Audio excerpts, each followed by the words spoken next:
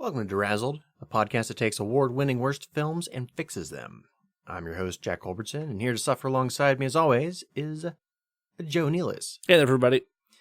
Today we're going to do something a little different. In honor of spooky season, we're going to go through the 31 days of Halloween of October.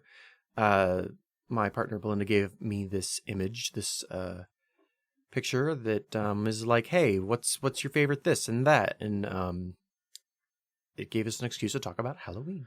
Yeah, we're going to put the image up on our social media so you can follow along and post whatever you like in comment sections or whatever. And yeah, we just wanted to do this because we kind of jumped right into recording the actual episode, so there's not a real intro. So we wanted to do that here and also start things off with a quick content warning, just because we're talking about a lot of horror movies and whatnot, specifically Hereditary and Evil Dead. There's some aspects of those movies that we want to put a content warning in front of. It could be traumatic. Yeah, for traumatic death, dismemberment, allusions to sexual assault, but not directly stated. Yeah. Things of that nature. Overall, the conversation stays pretty tame in terms of the real content, but we know people are sensitive about that kind of stuff. Aside from cussing, it's pretty PG-13. There's a lot of fucking cussing, but you know us. Yeah. All right, well, I hope everyone enjoys their Halloween season and this episode. Yeah, have fun. My partner Belinda sent me this spooky season movie challenge calendar. I don't know who originally made it. I apologize. I would love to credit you, but I don't know your name. So Joe here is going to take us through the 31 days of Halloween. Yes, I've got it pulled up on my phone so it's actually legible. We're going to do a little chit-chat before we go into our actual recording of Troll 2. Yes, which is, I'm excited and terrified to hear what happens with that, but yeah, we wanted to have a little bit of fun here. This is our favorite time of year, so we want to, share that with everybody and, dig into some of the, some of the fun. Great. Joe, what's day one look like? So, okay, day one, the first horror movie you remember watching. This was really hard. I had a really hard time with this one. It's probably, of the 31 questions, this is the one I didn't really know. So I wasn't allowed to really watch anything spooky or scary growing up. Like Jurassic Park was off limits. When it first came out, it was like, 93 or something like that. So I had to really think back to what did I get away with?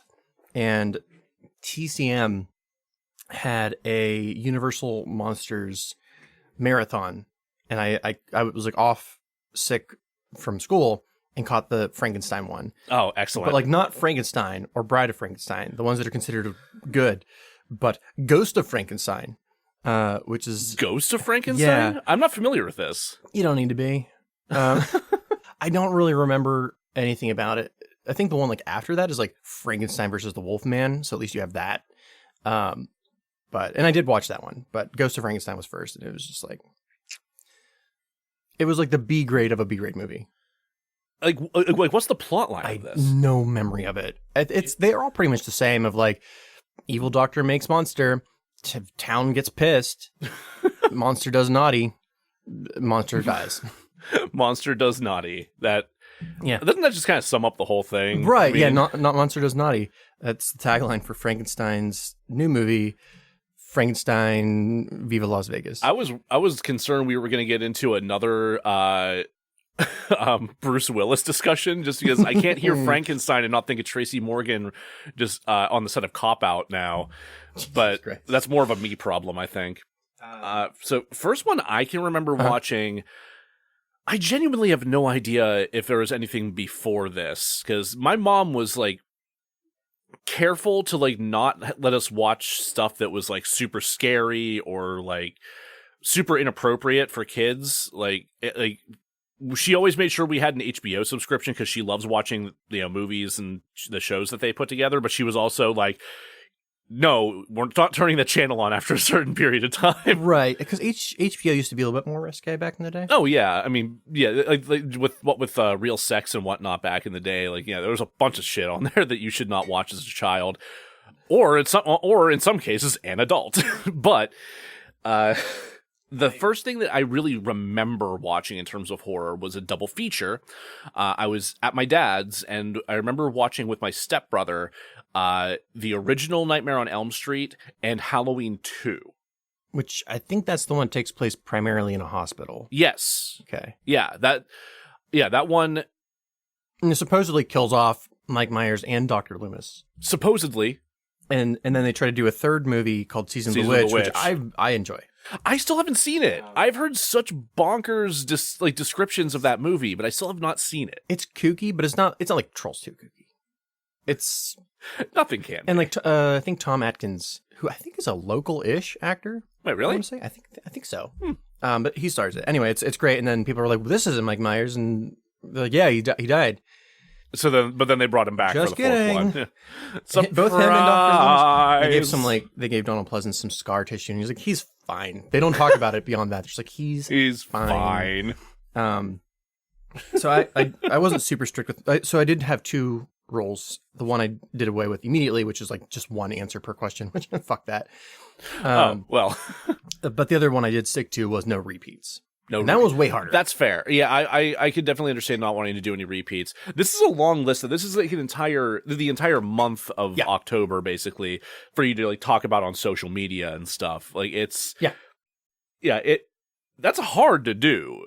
That's genuinely fucking hard to do on here, especially whenever you get down to like. Whenever it's down to like specific authors or filmmakers. Those ones were easy. Those were the easy ones. It was the broad ones that I was like, oh shit. Okay. So the other movie, I'm not sure if I saw that first, was the original Night of the Living Dead, which like had an effect on me. I wasn't scared. I was just like, this is really cool. Yeah.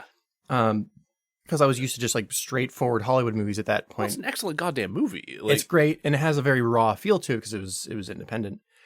And I love it. So, day 2. Day 2. Horror sequel that you love. We're doing great here, folks. I think I fucked up. I thought there was one that was like sequels that are better than the original.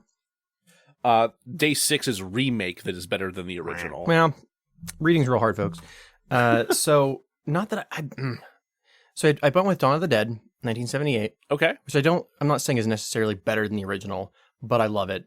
And Hellraiser 2, 1988. Hellraiser 2 rules. Yes. No, I don't know if I'd go so far as to say I like it better than the first one, but like it's really good.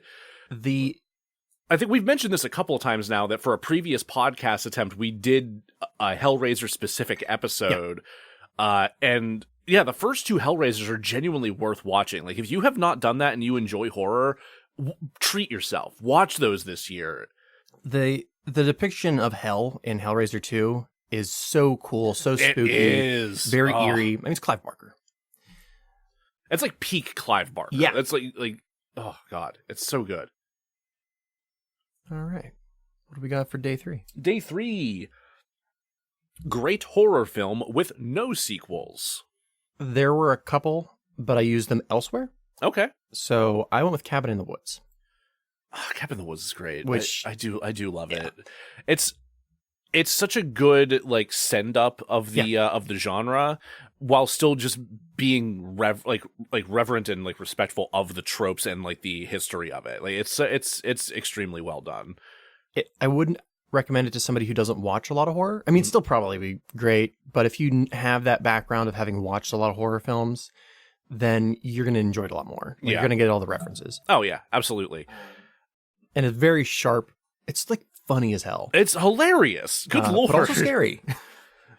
There are points of it that are actually like pretty scary, but like it's not like it's not going to make you lose sleep at night for how scary it is. No, it might be like, oh, you're afraid of clowns. Well, this 20-second clip will terrify the shit out of you. You'll never look at unicorns the same again. I forgot about that. I will say the one thing though is that there was a lot of controversy around that movie. Really? Yeah, supposedly, like I forget if it was specifically leveled at Joss Whedon or at Drew Goddard, but it was suggested that this premise was stolen. Really? Yeah, actually, I don't know if it came from another film or from a book. I don't know the specifics of that, but there were accusations of plagiarism leveled. Okay. for what that's worth. This was one of the film, because I was a huge Joss Whedon fan back in the day. Yeah.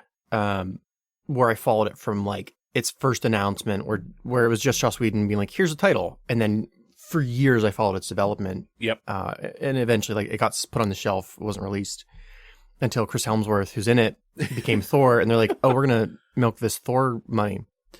It's a good decision. I mean, Chris Hemsworth rules. Right, so. right, and he's great. He's great in that movie too. Chris Hemsworth is a legitimately like talented comedic actor. Yeah. Like between that, between Thor Ragnarok, between the 2016 Ghostbusters, like he steals that fucking movie. That last one in particular, yeah. I was actually really pleased. There's a YouTuber that Becca and I watch named Peter Brown. Like he's a maker. He does a lot of stuff with like resin and woodworking and whatnot. Okay, cool. Like, you know, one of those really satisfying wood turning channels, but he's also got like big dad energy.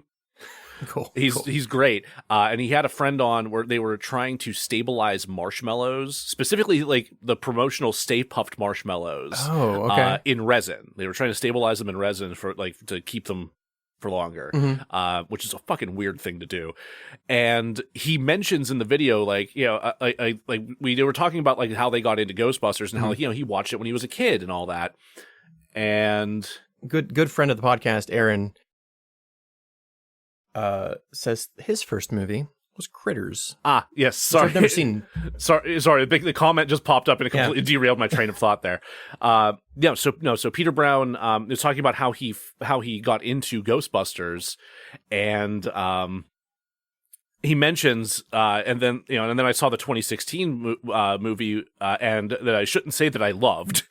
Because apparently he really loved it. So I was really? I'm really glad to hear that movie get some love because it doesn't deserve half of the hate that it gets. Like it's not a particularly good movie in my opinion. Like I think it does struggle a lot in the writing department. The structure's pretty wonky. The structure's kind of wonky, but overall it's an enjoyable movie. I've heard that it's one of those films where the director's cut is worth watching. I would love to see that. If I could see a director's cut with like the goofy 3D shit taken out, that would be gold. Because like that was one of the things that I really disliked was the use of 3D in the movie. I don't think I saw the 3D version. That's the thing. Neither did I. But there's still shit that like comes out. There's shit that like comes out over the widescreen bars and stuff. It's like that's disorienting.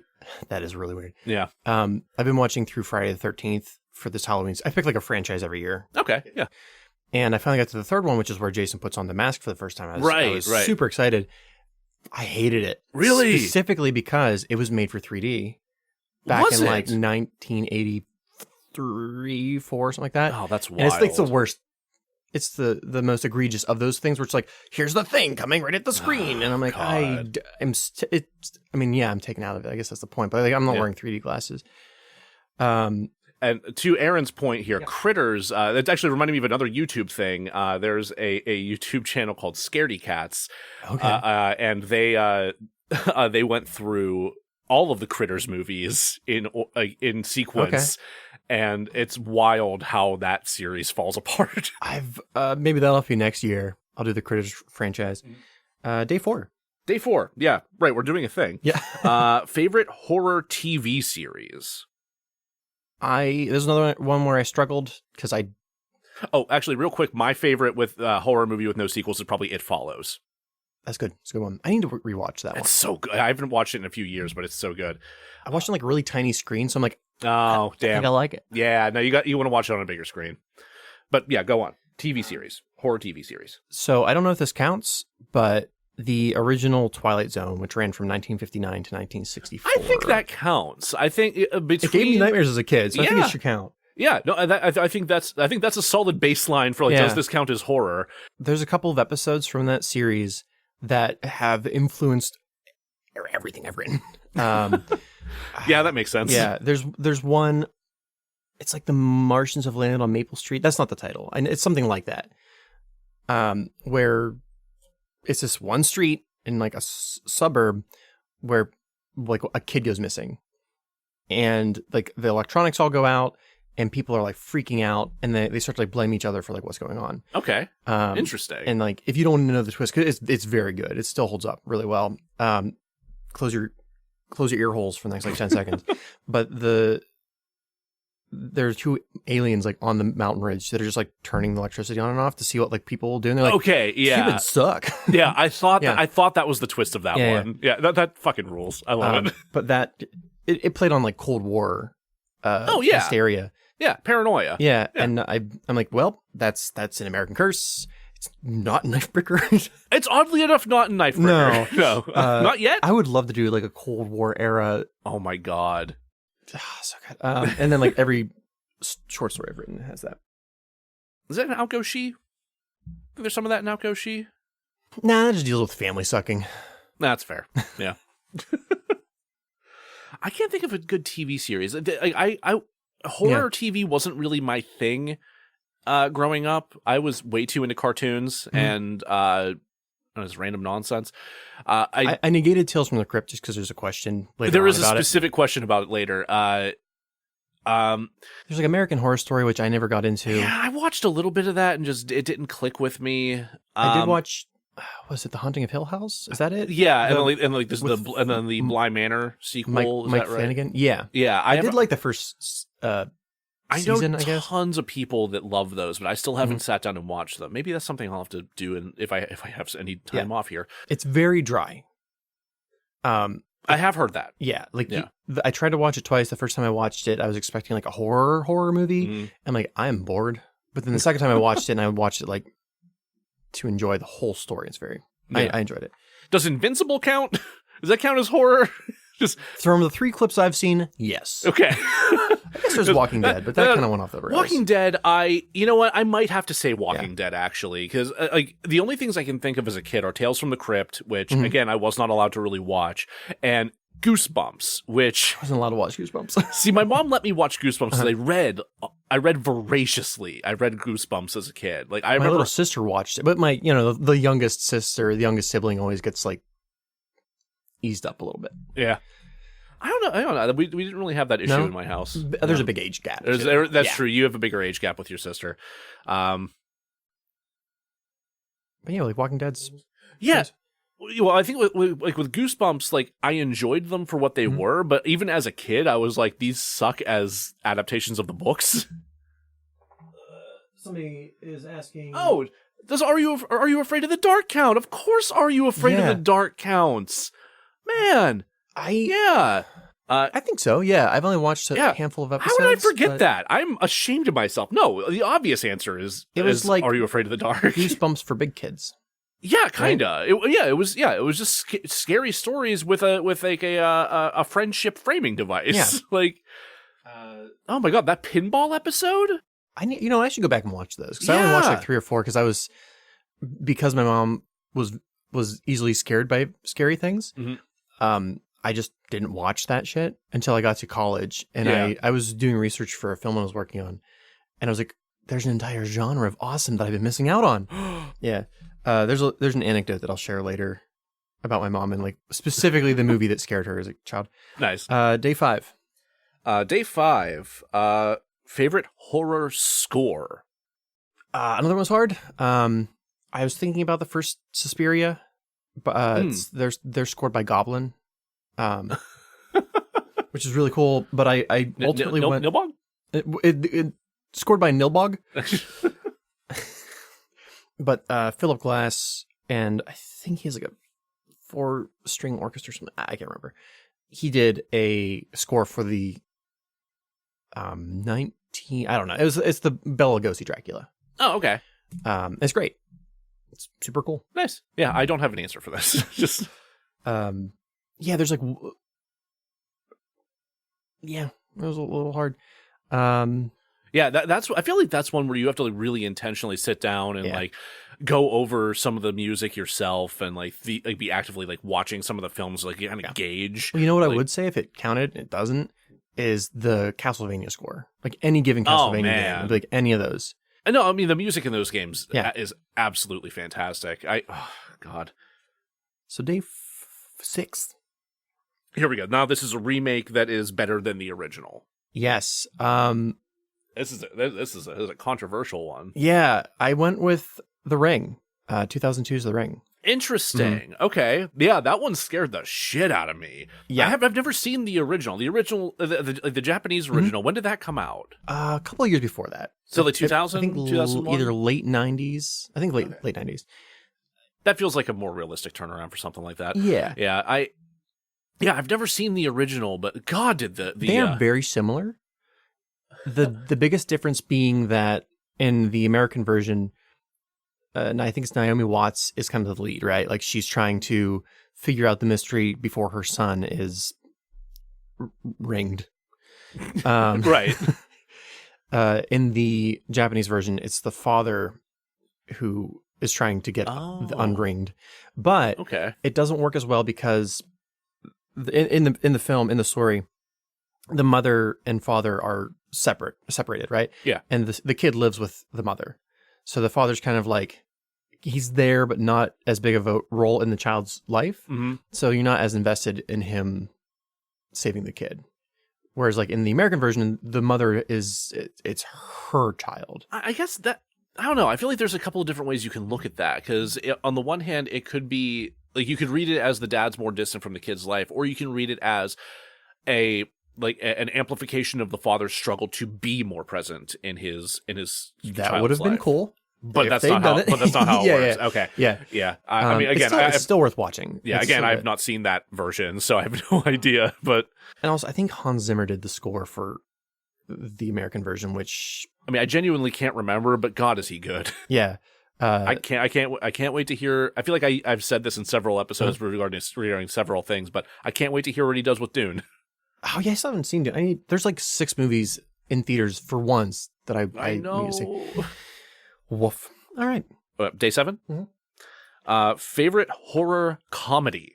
Ooh, this was... So I used Cabin in the Woods earlier, so that I could... so you can't use that again. Yeah. Again, damn good choice. Right. And this one is very much like comedy and horror, which is important to me. Yes. It's like Dale and Tucker versus... Oh, Tucker and Dale versus Evil! Yeah, it's not what I picked. Oh, man, that's probably what I would pick. It's more comedy than it is horror. I wanted like an even split. So I went with... But Alan Tudyk's, man. Oh, Alan Tudyk's great. He should be in everything. We need to clone Alan Tudyk. He went to Juilliard. Return of the Living Dead. 1986. Oh, man. Yeah. I love this movie so much. I remember when we watched that, and I was just like, what the fuck is happening? My friend Matt, who's a huge horror fan, recommended it to me, and I'm like, how did I miss this? It's wild. Just would he be a mortician? I guess I don't know. He's the guy who does like the embalming. Yeah, I would say it was like mortician's probably a fair or well. I don't know if there's a separate coroner? name for maybe coroner. Maybe coroner. Yeah. Yeah, mortician has more to do with like the people. Mortician's more active in like the actual like burial or funerals. Yeah. Every single character in that movie, no matter how small, is their own kind of like, what the fuck? Yeah. No, the characters are absolutely fucking wild. That Scaredy Cats channel that I mentioned just did a video on Return of the Living Dead recently, and it's excellent. I would highly recommend checking that out. I mean, just watch that whole channel. It's very fun. I watched Friday the 13th Part 5 last night for the first time, and the dude who's in Return of the Living Dead, he's like one of the punks. Okay. He has like soul glow in his hair. Basically, like left that set. This isn't true, but it looks like he like left that set, walked across the street to Friday the 13th Part 5, and just recorded that. It's like the same kind of get up, the same like look and feel, same acting. That's outstanding. So he's been typecast. Is what I'm hearing. Yeah. I want to see if he's been in other horror stuff because I know that guy walked out of a touring van and just like from some random punk band just started doing horror movies. All right.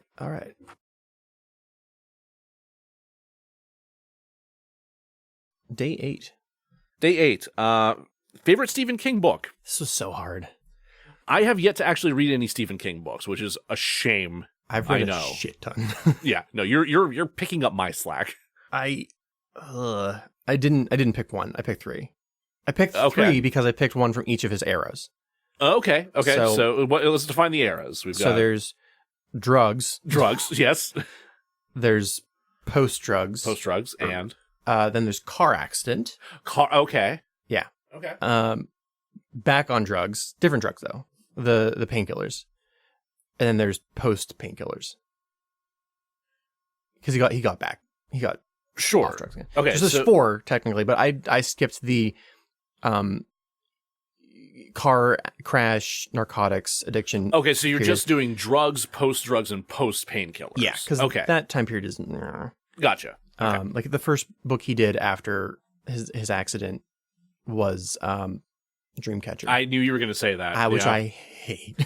I know you've told me quite a few times about your distaste for Dreamcatcher. And like, I'm nothing against him. Like he was in incredible pain. He didn't think he was ever going to write again. Like I get it. So for early King, It. Okay. I love the kids and their friendship. It's like all the parts with them just like hanging out and being kids. Great. Oh yeah, there's also a clown. Then there's I lied. I think I took 2 from his final period. Okay. Yeah. Revival. Which I'm not familiar with Revival. No, and they were gonna make. I think Mike Flanagan was gonna make a movie about it, and then it got shut down, or he moved on to a different project, which is a bummer because it's really cool. One of the like Stephen King endings that like legitimately freaked me out. But it's about like a revival church. Oh sure. Yeah. Yeah. That's naturally where my brain went. Yeah, and it's about like this little kid who went to church, this one church, and like their relationship with the priest. And then something awful happens to the priest, and then he quits the religion. And then it kind of like, it's about their interactions throughout their lives. Okay. It's really cool. Yeah, that's fascinating. I'm gonna have to check that out. Yeah, that one, I want to reread that one. And then his most recent book, actually, Billy Summer, is phenomenal. Really? Yeah. Like a lot of his books in the last maybe like 10 years, I've been like, well, that was enjoyable. It wasn't earth-shattering, but Billy Summer's like, from start to finish, I was blown away. You know, it's so wild just to think about how long he's been at it and how prolific he is. It is absurd. Like, I remember that Simpsons joke where there's a publisher asking him about his next book, and he's just like looking around the room. He's like, "It's a lamp monster." Yeah. And the publisher's just like, all right, when can I have it? Just like, to think that he almost stopped writing and to see what his career is, like, it continues to be. And he has staggering. He pretty much releases one novel every other year, and then in his off years, he releases a collection of short stories. Can we get him to like kick George R.R. Martin like right in the ass? There's not an interview. There's like they're both on stage for something. And George R.R. Martin's like, how do you do it? Like, it's fantastic. Like, please look it up on YouTube. Like George R.R. Martin, Stephen King. I absolutely will do that and later. That's them talking. It's beautiful. Brilliant. Yeah. Like, no, like and for the record, I love George R.R. Martin, but like, has he written sci-fi? Because I don't really. He care. has. Well, he's. I think he's mostly edited sci-fi. He has a He has a series that he curates and edits called Wild Cards, I believe, where it's mostly other authors who write these sci-fi stories in this world he's put together, or this universe he's putting together, but he's done some work in that universe as well, I'm pretty sure. Cool. And I think there's some TV adaptations of that. I'm not 100%. Or maybe that was something that was in the works that maybe didn't come to fruition just yet, because, I mean, he's so busy with HBO. Yeah. I'm not a big fan of Sword and Sorcery, for the most part. Yeah. But I've heard nothing but good things about his writing, other than he takes forever to write. Which there are some legitimate. I've got like 4 novels in the works. Yeah, so I'm no shade. Day 9. Day 9. We've got favorite Stephen King movie or miniseries. Oh yeah. Because the reason I had to pick 3 movies was because I couldn't reuse this. Oh, okay. The Stand. Oh, yeah. I love that adaptation. I still need to watch that. I'm so stupidly behind on my Stephen King. I've read the book. I've read the comic book adaptation. I've watched the miniseries. I do need to see the newest one, but I've heard kind of mixed things about it. Yeah, so have I. But I I love it. Gary Sinise, whatever. Sinise, yeah. Sinise. Molly Ringwald. It's Molly all great. Ringwald, really? Yeah. Oh, yeah. Okay. Day 10. Favorite psychological horror. Okay. I picked 2 not because I couldn't decide, but because I wasn't sure if it was a horror movie. Mm-hmm. I think it's personally like a psychological thriller. Mm-hmm. But 7, some people consider 7 to be a horror film. I don't. I would say thriller. Yeah. I think horror might be a little bit of a stretch for that one. Yes. So I wrote that one down just because it's like top 5 for me. Geez. But I also wrote down Perfect Blue, which is an anime movie. I'm blanking on the guy's name, and I feel bad because he passed away not too long ago. But he's famous for like Paprika, Millennium Actress, Perfect Blue. He did a shorter series called, I think Paranoia Agent.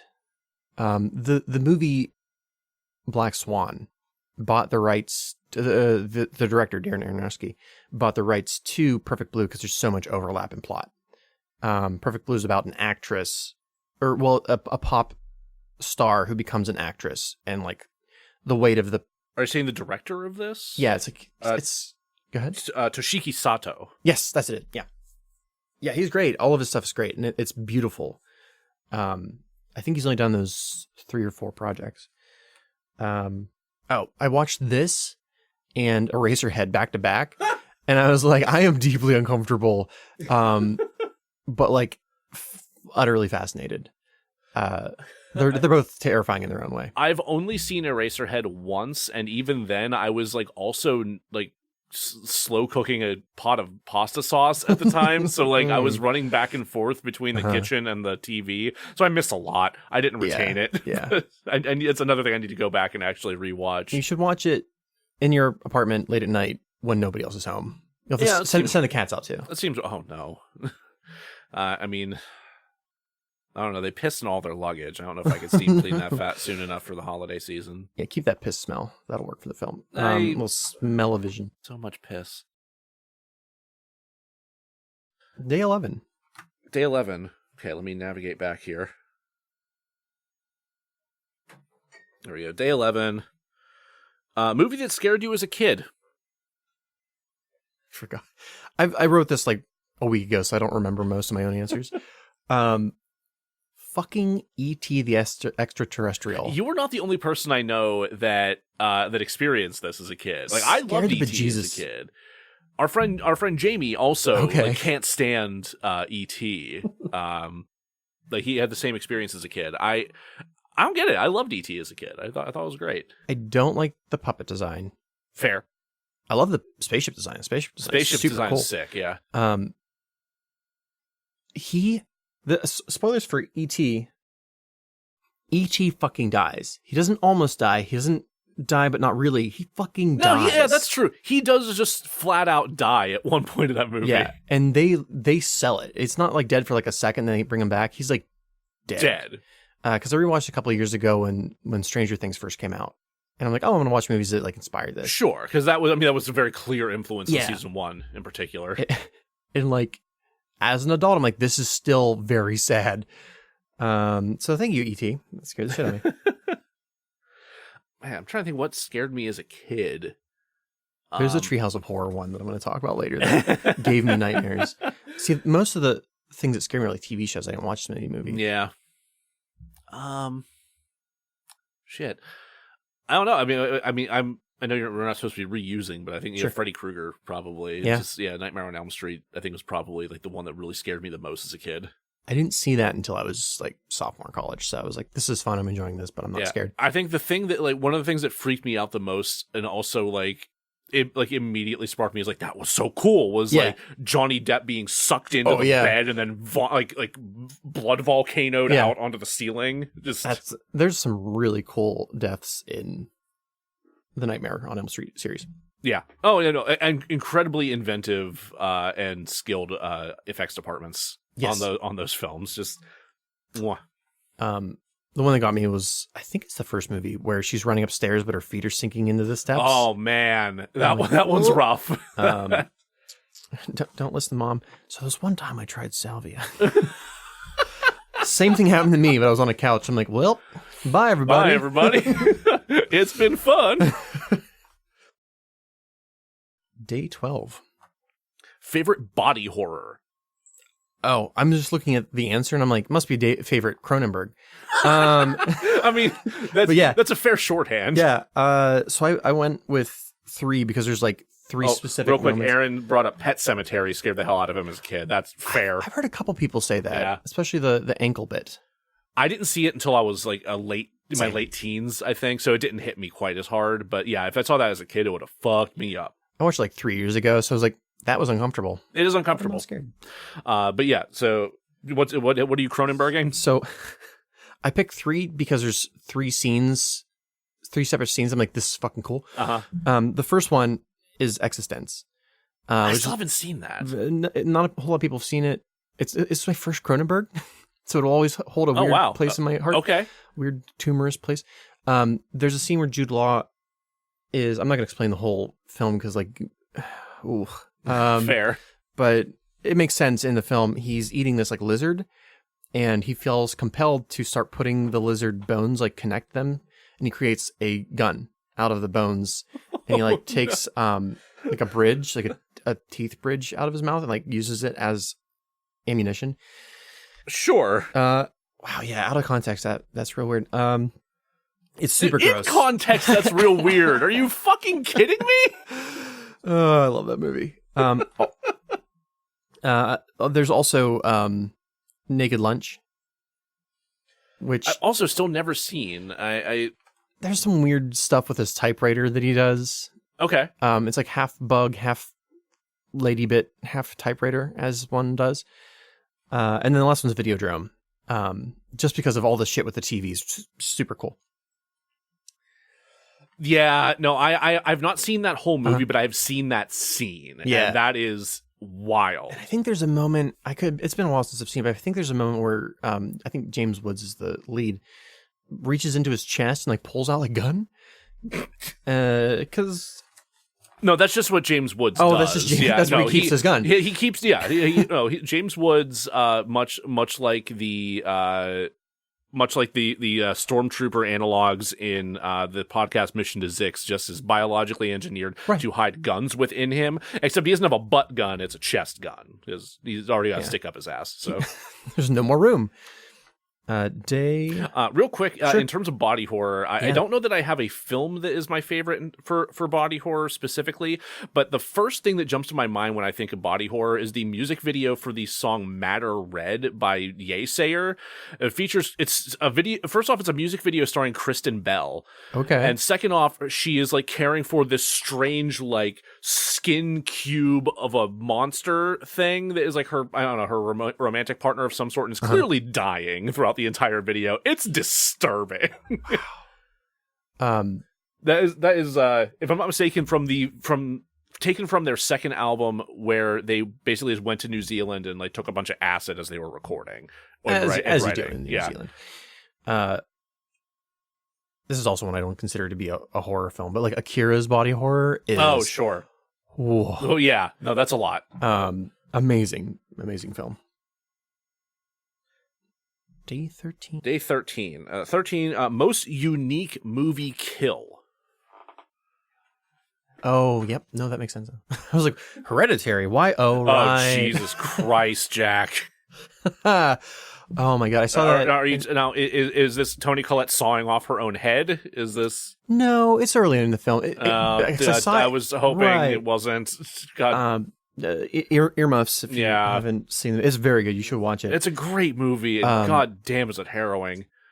The little sister is having an allergic reaction to, I think, like peanuts or something, and is sticking her head outside of the van because she can't breathe. And her brother, who's like really, I think he's high or drunk. I forget the circumstances that he's but under. But Mr. Dave Patterson. It's not Dave Patel. It's not? No, we've had this conversation. It's not Dev Patel. But I want it to be. Not Dev Patel is driving a little too close to the edge of the road, and his sister's head gets knocked off by the telephone pole. And it's the way it's shot is the worst. Oh my god. Yeah, it's like Alex Wolff. His name is Alex Wolff. Sorry, Alex Wolff. I'm sorry. You did great in that film, by the way. I saw that movie in theaters. I cannot imagine seeing that happen on the big screen. I watched it way after its actual release, and like seeing that on a television was hard enough. Like, I saw it with my friend Rob, and like it's maybe the first like 20-25 minutes in. It's not super far into the film. It was with Rob Hockenberry? Yeah. Okay. Yeah. God. And like we're both watching it, and like the movie's okay up to that point. Like it's a little slow.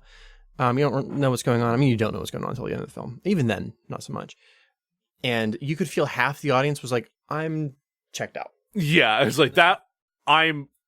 Check please, I'm done. And then the other half of the audience like leaned in like, I'm in. Tell me more. I'm like, that is not something I've seen before. There's also, really quick, there's a kill, I think it's in City of the Living Dead. It's an Italian film. I'm not familiar with this. Fulci. There's like an evil priest, and he makes this like, this couple's like making out, these like teens are making out in their car, and he's like, I'm eviling you. And she starts to throw up her own intestines and stomach. Oh no. It's I think I was like eating at the time. I was like, well, I'm done. Yeah, no, you put away your lo mein. Yeah. Just that is and you can tell that like the actress had to put like just probably like pig intestine in her mouth and just go, oh god. And it was effective. Day 14. Day 14, favorite Halloween television special. Oh yeah, there was this one that I used to watch as a kid called The Halloween Tree, which is a Ray Bradbury story. Oh, yeah. I'm not familiar with this. You can't find it anywhere. Really? Yeah. I think I've recently watched on YouTube with like the lowest quality. But it's these like 4 kids are going out trick-or-treating, and they go to meet their one friend, and they see like an ambulance drive away, and they find out that his like appendix burst. Huh. But they're like, wait a minute, there he is over there. And it's his ghost. And they're trying to catch him. And it's a little like edutainment, because they chase him around the world. They get Leonard Nimoy as the Crypt Keeper. That's not even a joke. I mean, he's not the Crypt Keeper, but he might as well be. He's like that narrator kind of device. Yeah. Well, he like gives them the ability to chase after their friend, and they get taken around the world to experience different Halloween traditions. Huh. Yeah, it's pretty cool. That's kind of wild. And spoilers for this, it ends with them at Deus de Mortes. I'm not saying that right, but they each make a deal to save their friend's life by giving up a portion of their own. They take like a bite of like a sugar skull. Oh, sure. It's super cool. I'm going to go with Aaron. My favorite is probably also the Charlie Brown Halloween, the Great Pumpkin. Yeah, I always love it. The story's cool. I love the animation for that episode. Yeah. I mean, the animation of that era in general for the Peanuts was great. It's just it's an iconic look. Like you will never ever mistake the Peanuts animation for anything else. Like it stands on its own in such a great way. I think there's like one ghost that has like little eye holes all over the fucking. If I remember correctly, yeah. What artist was sitting like? Maybe we'll here. I'm gonna make this look as tattered as possible. Yeah. Oops, all eyes. Every damn time. Number 15. Favorite song about murder. Oh God. Have you ever heard the Jarvis Cocker song "I Will Kill Again"? Maybe. I think you've made me listen to this once or twice in the past. Like, I don't know if we so when we're like in pre-production for Ramming Speed, we will have production meetings, and we always start off by listening to a song, and I'm not sure if that was one of them. That seems like something I would do. It seems like something you would do. Like, it definitely wasn't a time that Scott picked the song. No. No, I'm pretty sure I have that. I'm like 90% sure that this happened. Like Jarvis Cocker starts saying, it's just like very. If you're not listening to the lyrics, you're like, this is nice. This is like a nice, calm song. But what he's singing about is like, I'm gonna go do my groceries and take care of my family, and then after that, I'm gonna murder some people again. Yeah, it's great. So mine, I would say.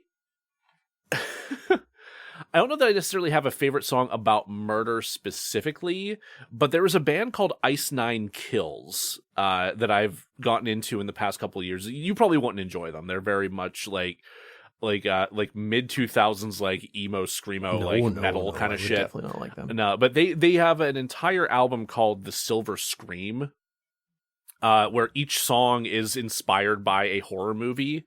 And the very last track is called It Is the End. Okay. And sure enough, it's all about it. Pennywise. Like Pennywise. Okay. Yeah. It's the lyrics are all just like reference. It's kind of cheesy as hell, like the way they adapt the ideas into the song, but like it's really fast and really hard, and they brought in the brass section from Less Than Jake to like participate in this. So there's these blaring horns throughout parts of it. I'm gonna hate this, but I want to listen. Yeah, no, I'll play it for you after we're done here. But yeah, it's fun. We got oh hell yeah, Warren Zevon. Excitable Boy. Okay, Warren Zevon. That's Matt's suggestion. Matt, the horror fan. The one who informed me about Return of the Living Dead. Very nice. Maybe I know that one to hear it. I don't know off the top of my head, but I'll listen to that as like a cleanser to whatever that is that you just recommended.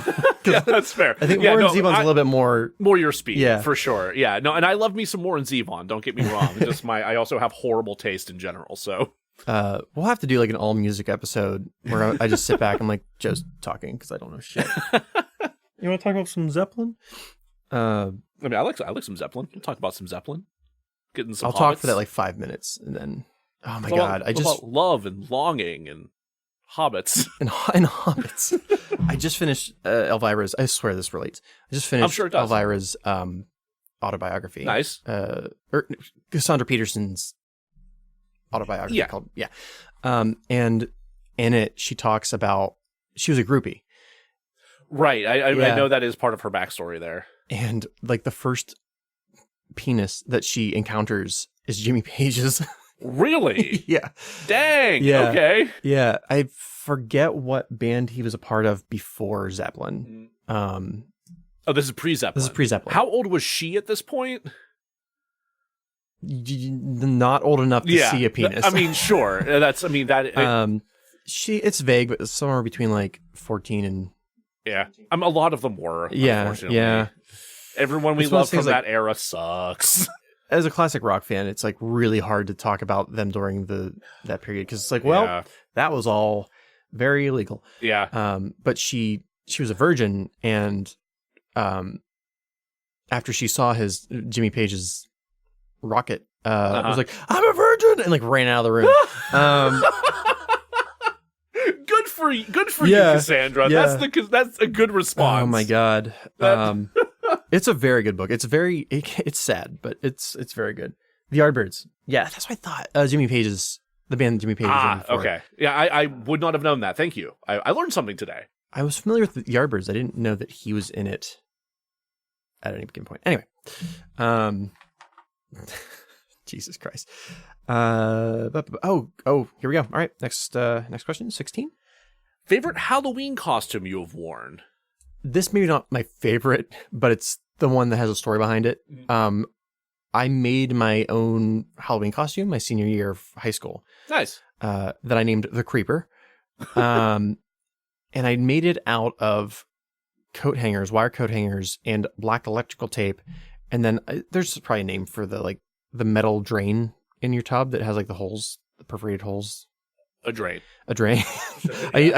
I made that for like the mouth. With like a leather coat, like trench coat, and I think I took like part of a windshield wiper for like a hook arm. I made my own character. Yeah, sure. And then I probably look like a mixture of like Dark Man and like a World War I German soldier. Oh, Jesus Christ. And that's how I met my girlfriend's parents. And wouldn't you know, that one didn't work out. Huh. Yeah. Who'd have thunk? Yeah. Very like not far right, but like conservative. I mean, lovely couple. This is Altoona. So this is Patton, so it's even more right. Okay, yeah. Moving on. I think my favorite costume. I think I always look back fondly on the homemade Power Rangers that my best friend at the time and I went as. Like his mom made these great costumes for us that had the right size like diamond things on the chest and everything, and were like full body like one piece suits that we wore. But she didn't make masks, so I made us masks out of construction paper, and I was really proud of them. And then it rained. I was just like, well, that is probably good right up until no, they did not last. So people were like, "Were you walking around in your pajamas?" I'm like, no, give me candy. I'm a Power Ranger. I'm a Power Ranger. What Ranger were you? I was the Green Ranger. Yeah.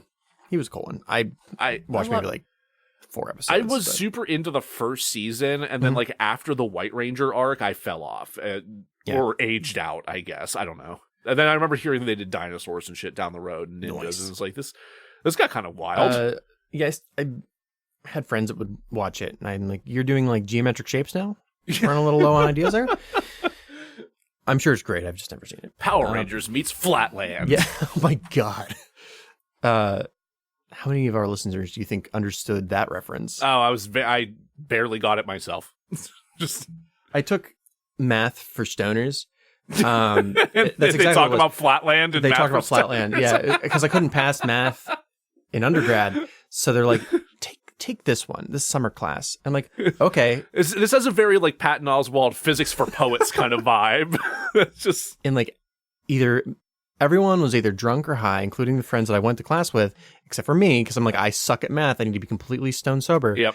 And he talked about, I think it was Donald Duck and Mathland, which is fantastic, and Flatland, which I've then went and read. That's a fun shorts book. It's like 80 pages or something. Very short. Like it's a good read. It is, not literary genius by any stretch of the imagination, but it's enjoyable. It's moving on. Moving on. Favorite John Carpenter. This was beyond easy. Yeah, it's not even. It's a slam dunk choice, right? Like what? The Thing. The Thing, yeah. Some people would be like, "Well, Halloween, right?" I'm like, "No, The Thing." I mean, Halloween rules, but The Thing. The Thing isn't even The Thing. My favorite John Carpenter movie. It's like one of my favorite movies of all time. Yeah, it's top 5. No, it's a fucking masterpiece. Like, I just got my Kurt Russell action figure like 4 days ago. Yeah, that's why I didn't bring this up in terms of the body horror, because I knew this was going to come up now. Like, for sure. I have no. The only thing that made me upset about that movie was when it ended. I'm like, I want more. Yeah, no, I want more. I want more. Bring it back. John Carpenter has a lot of other enjoyable films. I mean, he's an amazing filmmaker. I really want to be a smart ass and be like, The Invisible Man with Chevy Chase. Oh, Jesus Christ. But I've never seen it, so I don't even want to. I don't think I want to. It's considered pretty bad. We spent so much time railing against Chevy Chase in the Nothing But Trouble for episode. It's just like I'm Chevy Chased out right now. Yeah, I can't do it. Maybe next Halloween we can watch. I do eventually relitigate some more Chevy Chase every Halloween. All right. Horror movie released the year you were born. It was a good year for movies. The year I was born. I got 87, right? Yeah. I got Evil Dead 2. Okay. Nightmare on Elm Street 3, which is the Dream Warriors. I think.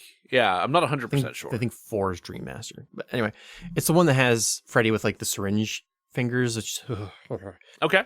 And Hellraiser also came out that year. Oh, Hellraiser? Yeah. Oh, wow. Yeah. Dang. Also Batman Year One. Really? It's not a horror film. I just like to say that. I was the comic came out that year. Yeah. Damn. I don't know what horror movies came out in 86. Hold on. I'm trying to think of what else happened in the third Nightmare on Elm Street was actually the first one that I saw.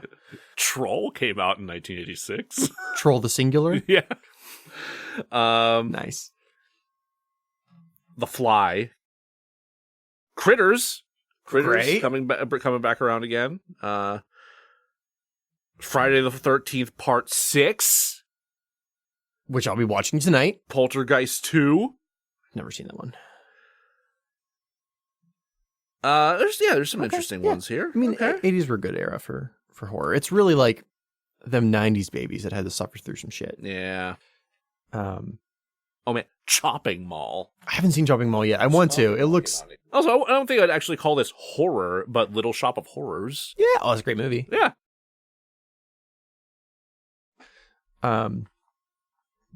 We are on day 18. No, 19. Day 19. Favorite Tales from the Crypt episode. Yes. It's one of the first ones I ever watched, and it's my favorite. Season 5, episode 1, Death of Some Salesman, which is, yeah, it's a great title. It's this salesman. He's like conning people out of like their savings by selling them like a plot of land in like a funeral or in a cemetery that like they'll never get. And then he goes to this house where Mama, Papa, and little daughter, not little, but whatever, are all played by Tim Curry. Oh, yeah. Okay. I am familiar with this. They play like a white, trashy farm redneck family. Yeah. And Tim Curry's just like the Tim Curryest for all three parts, because he plays like the daughter as well. Sure. It's fantastic. I haven't seen all of the episodes yet, but I've watched a good amount of Tales from the Crypt.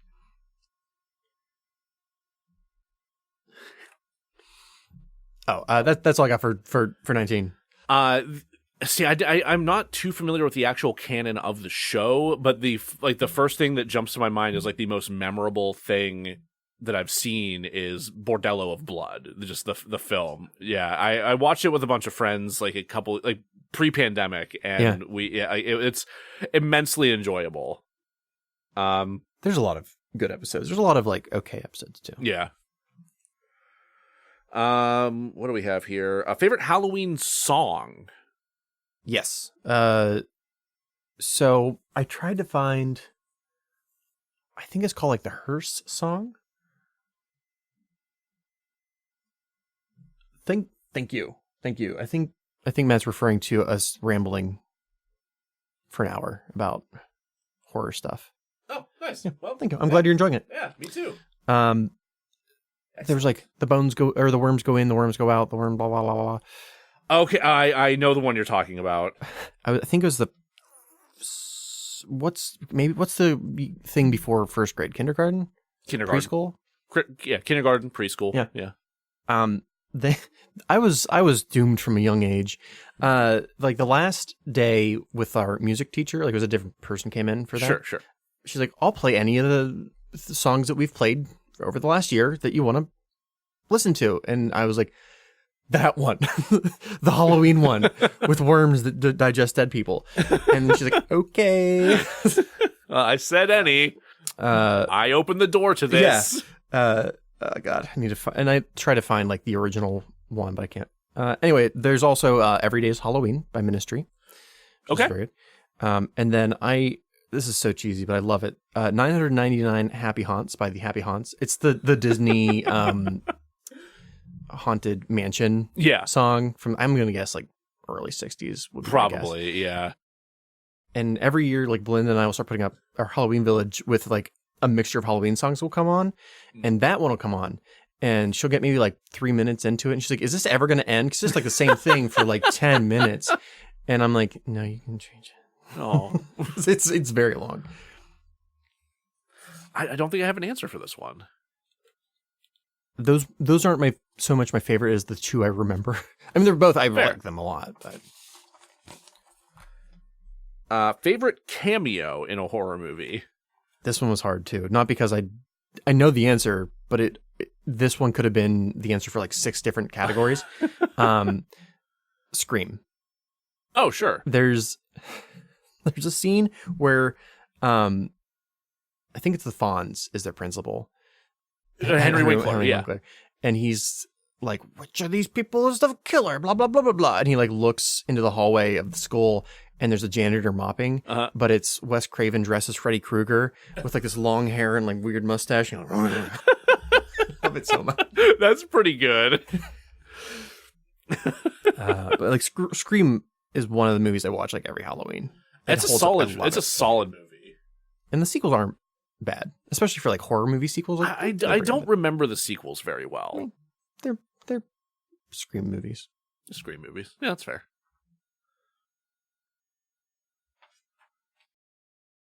Favorite horror anthology movie. Oh, wait, first.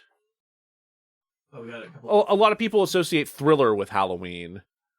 That's true. Yeah, I think the whole zombie video kind of helps lend itself to that. I mean, it's the whole general vibe of the song. It's got, it's got that spookiness. The Vincent Price bit, too. Yeah. I think that, that kind of locks it in. In Elvira's book, which just finished, I want to say, Michael Jackson was thinking about asking her to do the Vincent Price part. Really? Yeah. And someone in the chain of command absolutely was like, absolutely not Elvira.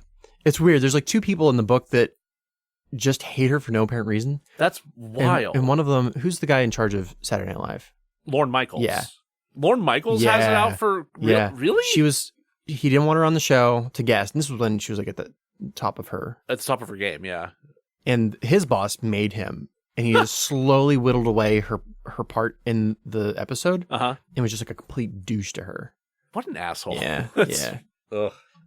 We got a couple suggestions on favorite Halloween song. Aaron mentioned the Monster Mash, classic, always good. Then we have Matt, King Diamond by Halloween, or is it Halloween by King Diamond? I don't know. And Halloween. Oh, fucking Halloween. Is Halloween the name of the song or the band? Halloween's the name of a band, if I'm not mistaken. Yeah, I remember seeing some of their stuff pop up for sale and whenever I worked at Hot Topic back in the day. And then Aaron said, Bill Murray's cameo. Bill Murray's cameo in Zombieland. It's fantastic, and here's why I didn't go with it, because I thought about that one. One, I love that cameo with Wes Craven. It is absolutely my actual favorite. Yeah, it's great. It's a cameo, whereas Bill Murray's scene in Zombieland lasts too long to be a cameo. Yeah, it's more. I mean, they actually like wrote that in as like a significant part in that in those moments. Though they weren't sure if he was actually going to show up until like the day of, if I'm not mistaken. That's probably how it is with Bill Murray on any movie at this point. Day 22. 22. Favorite horror anthology movie. Yes. I love both creep shows. I thought you were going to say creep show, but there's a but. Okay. I like specific segments.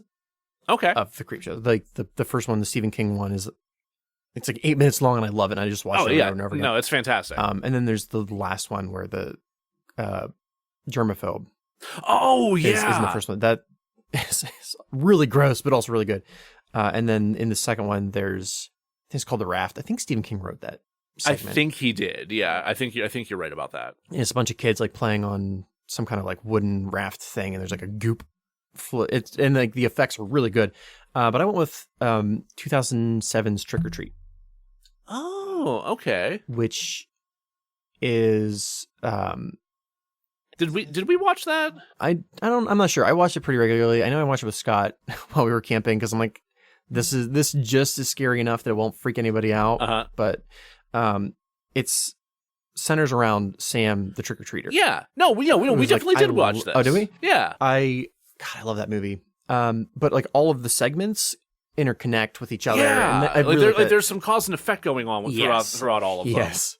Like you see the one person's like burying somebody in their backyard, yep. And then you see the other side of the fence, and it's like Brian Cox is like, "Keep your dog out of my yard." Yep. That's when I'm like, I wish they would make a sequel. Yeah, Matt just said the same thing. Trick or Treat. Oh yeah, it's fantastic. Yeah, no, I would agree with that. That's solid. Yeah, the framing narrative. Yeah, so good. Not framing device, but like the framing narrative. Yeah. Oh man, I need more Brian Cox in my life. I think he was the original Hannibal Lecter as well. I think he was Hannibal Lecter in the first Manhunter. Okay, interesting. Yeah. I was completely unaware of that. I mean, you have Anthony Hopkins coming in after that. Like, sure. And they also like beefed up his part too, which is nice. Yeah. All right. Favorite horror movie based on true events. This might not be my favorite, but it's one I have to bring up anytime I can. 1986's Henry, Portrait of a Serial Killer. Oh, yeah. This is Michael Rooker, right? Yeah. Oh. The movie is hard to watch, and then you learn if you didn't already know, you learn it's based on a true story about Henry Lee Lucas. It's very loosely based. Sure. On Henry Lee Lucas and Otis O'Toole, something like that. It's like one of the very few like serial killer partners. Normally they're pretty solo, but Henry Lee Lucas is like one I like when I'm reading about it, I feel dirty, like icky, like I just want to shower afterwards. Like it is disgusting. And then the movie also has a very raw feel to it. The Girl Next Door. Ooh. I have not. I can't remember if I've seen that or seen not. The movie. I've read the book, and the book is very hard. It's very good. It's one of the best books I've ever read, but it is incredibly hard to get through. And it's one that I had heard the true story part of it like years ago. Yeah. And then like as I'm reading the book, I'm like, this sounds familiar, and like awful things happening to this girl, and I'm like, oh no, this is true. Yeah, and it's what actually happens might be even worse than what's in the book. The Exorcist. That's true. I always forget that's based on it. Yeah, I tend to forget about that as well. It's just such a sensational like effects achievement that I tend to forget that they're like that's it's like an iconic film that you I'm sure there's because I think the original incident surrounded a boy, not a girl, if I recall. Yeah, I could see that being a change that they would make for the film. And if anybody suggests The Conjuring, I'm punching you in the throat.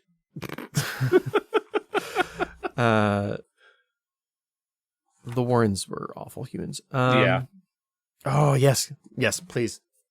Oh, yeah, here we go. Favorite Treehouse of Horror segments. Yeah. Now, this is right up our fucking alley. God. This is hard because there's many good ones. I made like a small... No, that's not even true. I was going to say like I didn't go with any that are spoofed, but like that's not even true. This is not my favorite, but it is the one that scared the bejesus out of me as a kid. Okay. It's the very first Simpson anything that I've ever seen. I wasn't allowed to watch The Simpsons growing up. And then like the one time my dad's like, I don't watch it. It happens to be this episode with this segment, and it scared the fuck out of me. And it's Treehouse of Horror 4, Terror at 5.5 Feet, which is the episode where there's a gremlin on the side of the school bus. Oh, yeah! Yeah, because it's a play on the Twilight Zone episode. Yeah, which is a great episode. Twilight yeah. Zone. I didn't like the TV was turned on. It was in the middle of the episode. I didn't have any like, this is a special horror thing. I just see this gremlin on the side of the bus, and no one's listening. Like no one believes Bart. And then the gremlin like holds up Flanders' head. Yeah. I was scared I could not go to sleep until like my mom got home and was like, it's okay. I'm like, okay, Ma. Oh my God. Yeah. There are so many good ones though. Like it was just like jumping to my mind. Like you mentioned Flanders, and I immediately go to the where Flanders takes over the world, and the Simpsons have to be sent to the Re-Education Center. There's also the one where he does. It's like the spoof of like I Know What You Did Last Summer. Where he's actually also a werewolf. There's the spoof of the shinning. The shinning is great. Are you trying to get sued?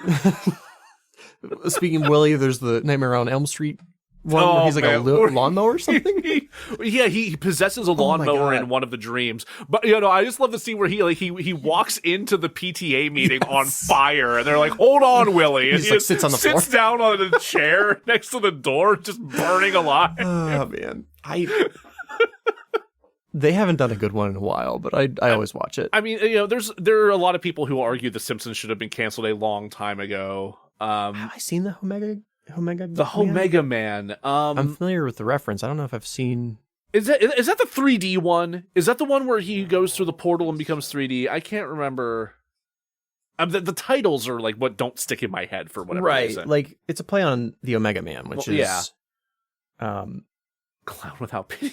That's also a really good one. That's the one he gets from he gets the crusty doll. Oh yeah, someone switched this to evil. Yeah. I see what you got here. He's like, you also get the free yogurt, whatever, Frogurt, but it's evil. I'm not good with my Simpsons. But it's cursed. That's bad. Yeah, that's bad. Oh, it's post-apocalypse. Okay, I do remember that one. Maybe I missed that one. I think it was a little later, but I haven't watched all the later ones. I mean, not like super later. It's not like season 30 later. Oh, okay. I think I remember enjoying that one. I have to watch more of these. We'll watch that after we play that song by the Screamo emo band and then Warren Zevon. We have a hell of an evening ahead of us.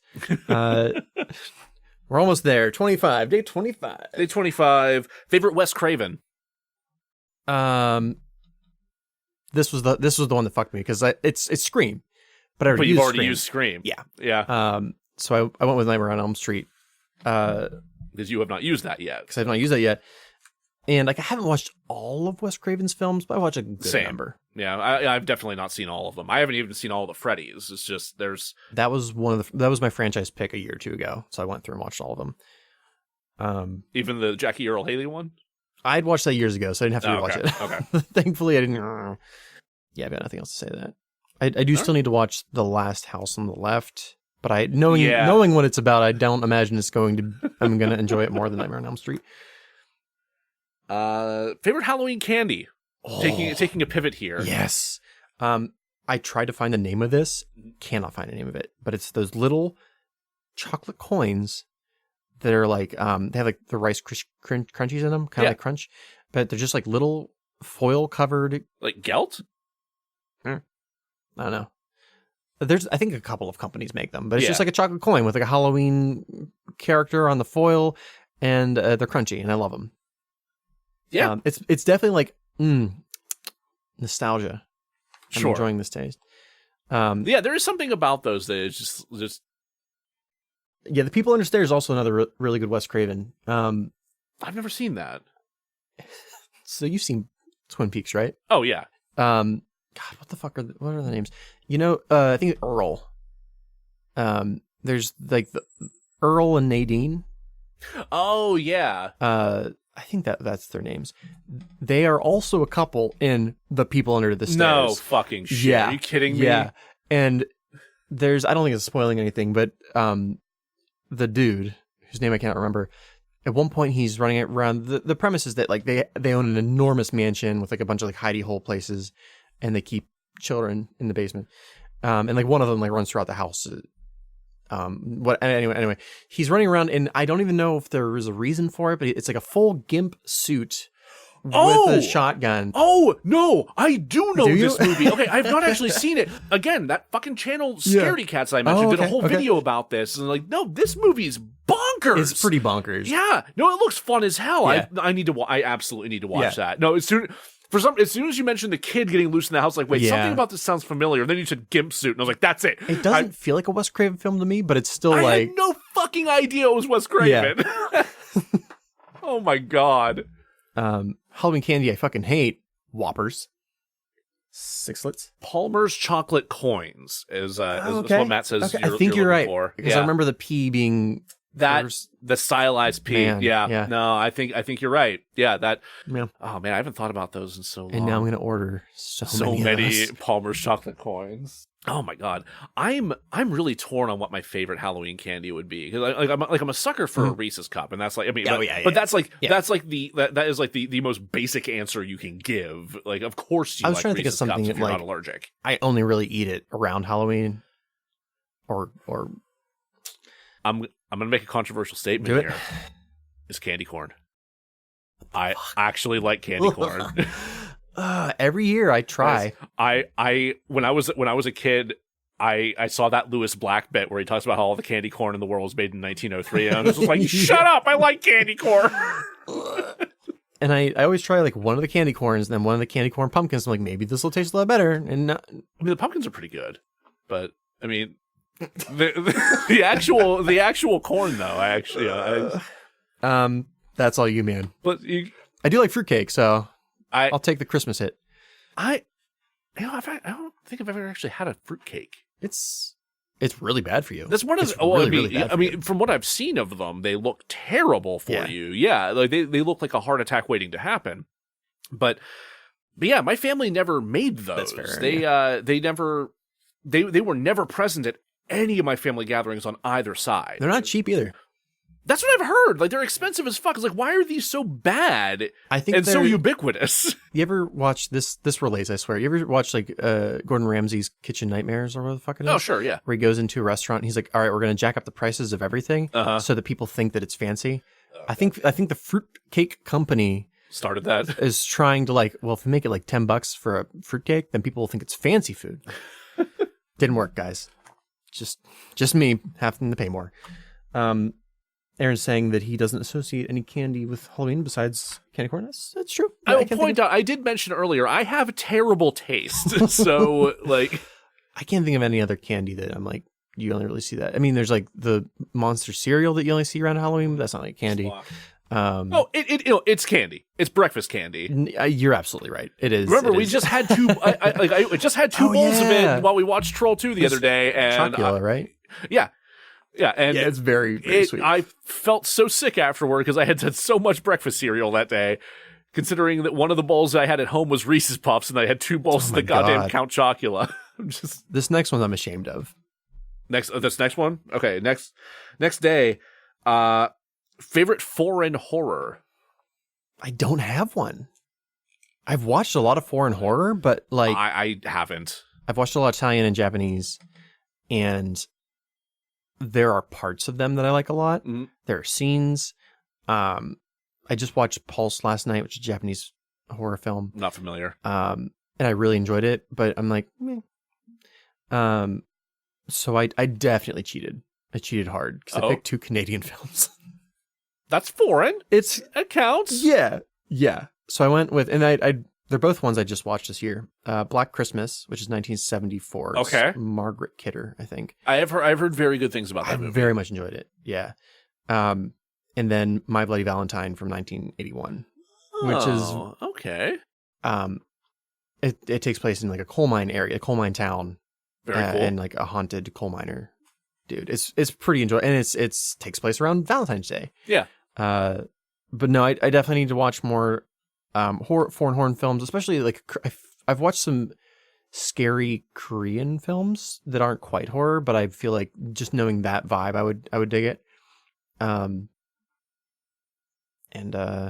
Yeah. Let's move on to we have 4 left. Favorite slasher movie.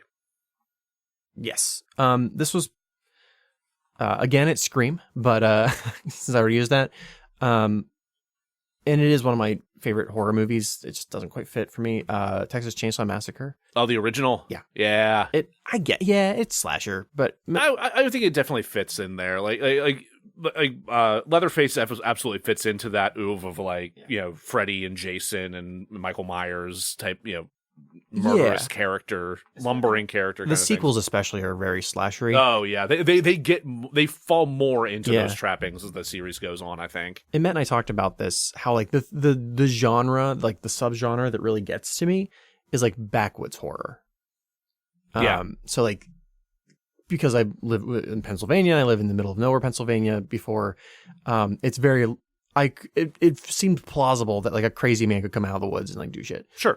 This is more like crazy Texas man, but it felt very real. Like, Matt's got some suggestions for backwoods horror as well. Yeah. Backwoods slashers. The backwoods stuff gets me.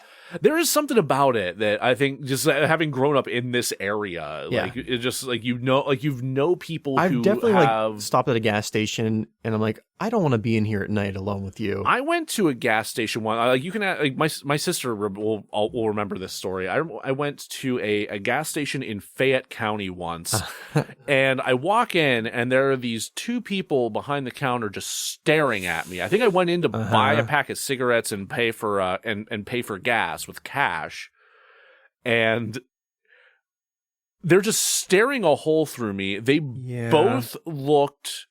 Did you look like one of them liberals?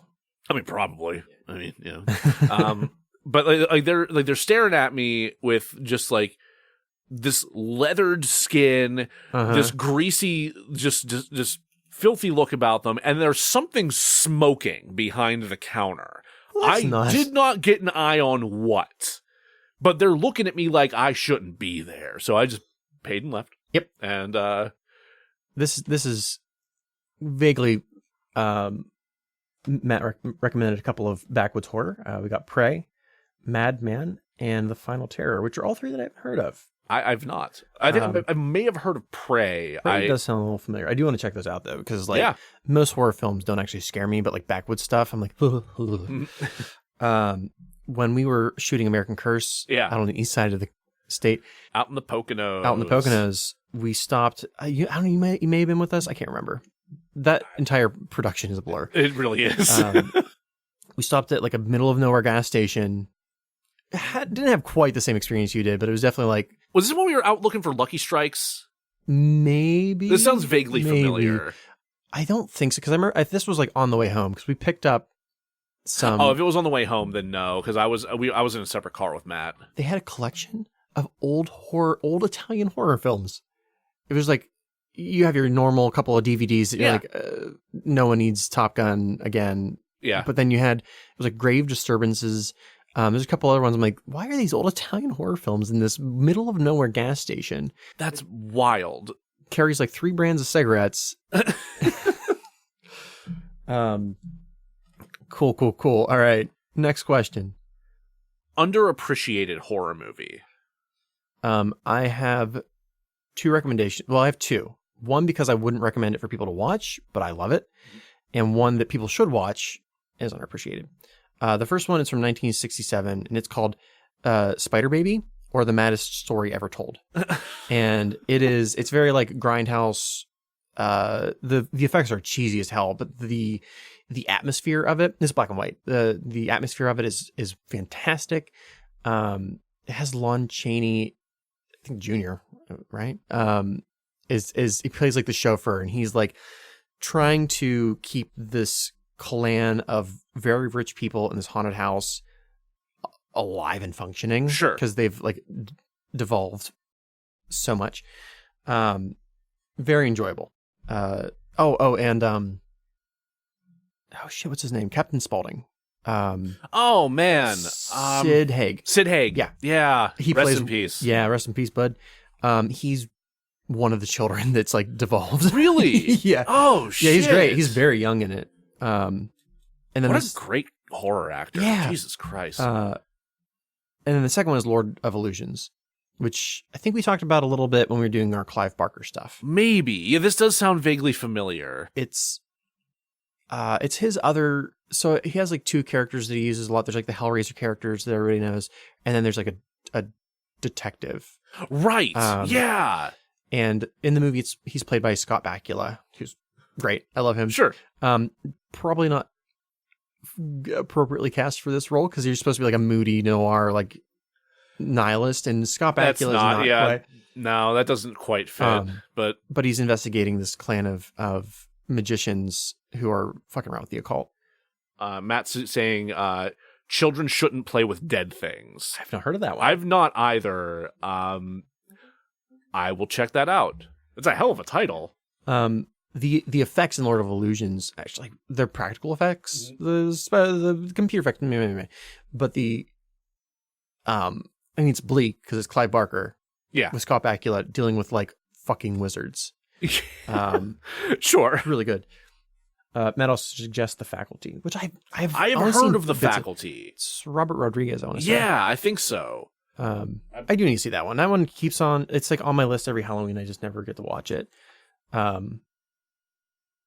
Favorite horror movie of all time is like it, much like The Thing and Seven. I like it so much it kind of surpasses genre. But I suppose you would definitely just describe The Shining as horror. Oh sure. Yeah.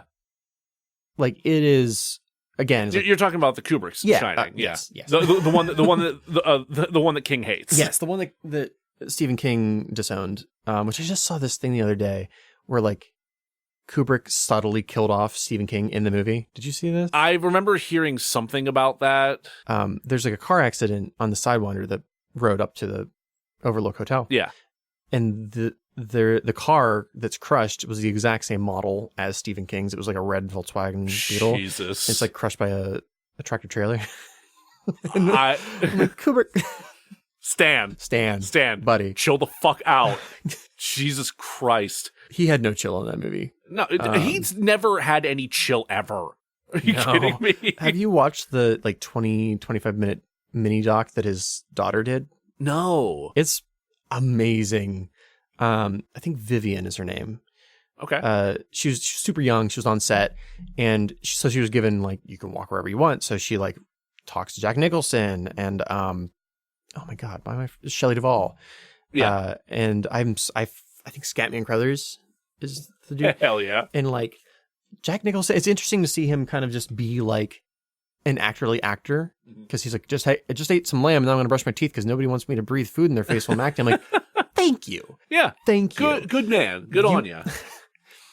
And then Shelley Duvall is just a fucking mess, and Scatman Crothers is just talking about how magical everything is, but he's kind of crying while he's doing it. I'm yeah. like, that's so weird. That's wild. Yeah, it's worth a watch. I'll have to check that out. Yeah. It doesn't make the movie any less magical. It kind of makes it even kind of a little bit more scary.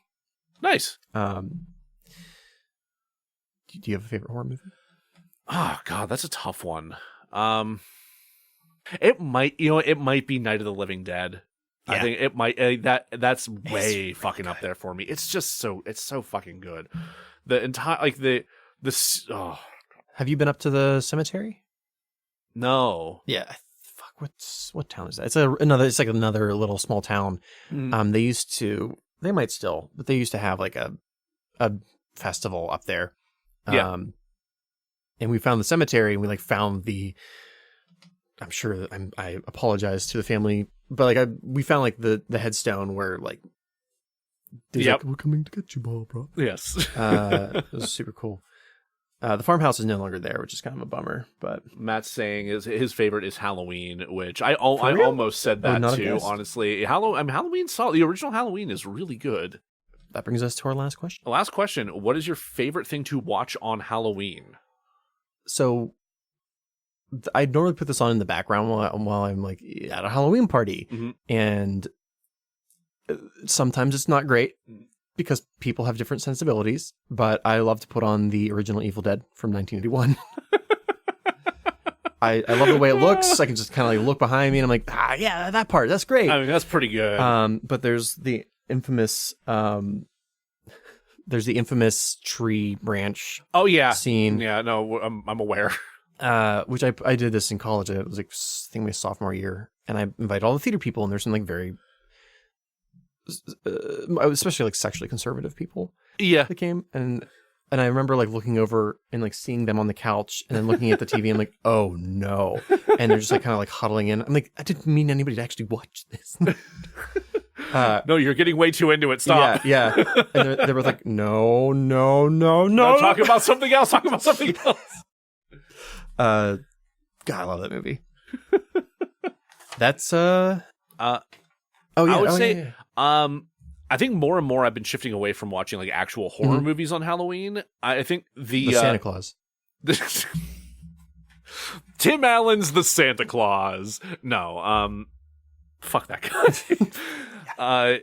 No, I think I've actually really taken to, within the past year or so, Over the Garden Wall. Oh yeah, it's just phenomenal. Super it's super appropriate for the time of year. It's comforting and it's wholesome and delightful. It's such and creepy as hell at a number of points. Oh my god, that fucking beast is pumpkin carving a pumpkin. Oh my god, yeah, that was unnerving. Holy shit. So good. It's just I just read the other day that when they originally released the portions of, I think it was 15-minute pieces, they animated the moon with the release date phase of the moon. That's excellent. It is so detailed. If you've not seen Over the Garden Wall, watch it. It's beautiful. A quick watch. The episodes are fairly short. They're 15 minutes or so. I think it might be either under an hour or just over an hour long, which is total for the entire series. Yeah, it is a mini series for sure. It's just so well put together, and it's cute, but as Matt's saying, it's beautiful and disturbing. Yeah, disturbing Absolutely. And beautiful is a very apt description. And the voice cast is great too. It's Elijah Wood. Elijah Wood. I think Christopher Lloyd's in there. Oh yeah. It's beautiful. Absolutely fantastic. And every once in a great while, there's a song, mashed potatoes and molasses. Potatoes and molasses, yeah. Yeah, it's just like stuck in my head at work. That and I was just like, pops into my head now and then. Yeah, I don't work with food, and it just happens to be. Yeah, it's like playing with the mashed potatoes behind the lane, or the line, not the lane. Yeah. It is a throwback animation style. Is that 2030s, 1930s? Yeah. So that does it for our less than mini Halloween conversation. Yeah, this turned into a lot more than we expected it to be. But with 31 days worth of shit and the way we banter on about things, just our full length Halloween, our full length Halloween bonus episode. Yeah. Thank you guys for talking, commenting. It added a lot, and I thank you for the movie recommendations. I got a lot. Yeah, for real. Like Matt and Aaron, you guys added so much to my watch list. Holy shit! Thank you for watching and for listening. Those of you who tune in later, and just be sure to like and subscribe to the show in various platforms, whether you're on the YouTube or the Spotify or Apple or whatever, wherever the hell you're listening to this. We're slowly building an audience. Yeah, it's just pretty sweet. Yeah, it's been exciting so far. We've definitely been getting some good traction with some of the latest episodes. For frame of reference, we're recording this just not even a week after the last Airbender episode has come out, and it's been getting a lot of attention. Yeah, so please rate and review the show on Apple Podcasts, share it with your friends, Podchaser, or wherever else you can review. Share it with your friends, share it with your family, your coworkers, whoever you think would be interested in this. Just please keep spreading the word. We are thrilled with how many people are into it, and all the feedback we've been getting has been great. And we hope you enjoy what's to come. And we didn't plan a closer because this wasn't supposed to be full episodes. Yeah, I know. But enjoy the Halloweens and come back because we're sure to razzle dazzle you. Oh God, I have to pee.